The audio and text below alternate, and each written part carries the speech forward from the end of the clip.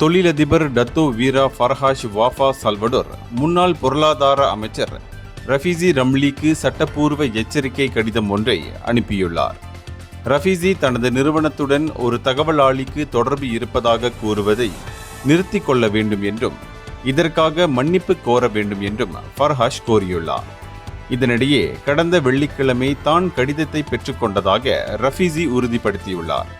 ஆனால் தனது கருத்துக்கள் அனைத்தும் உண்மை என்றும் நீதிமன்றத்தில் அதை நிரூபிக்க தயாராக இருப்பதாகவும் அவர் கூறினார். இந்த வழக்கு பொதுமக்களின் நலனுக்கு உகந்ததாக இருக்கும் என்றும் அவர் தெரிவித்தார்.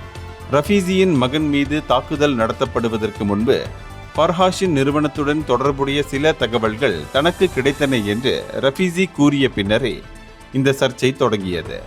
கடந்த ஆகஸ்ட் 13ஆம் தேதி புத்ராஜயாவில் 2 முகமூடி அணிந்த நபர்கள் ரஃபீசியின் மகனை தாக்கி ஊசியால் குத்தி ரஃபீசியின் மனைவிக்கும் மிரட்டல் விடுத்தனர் என்பது குறிப்பிடத்தக்கது.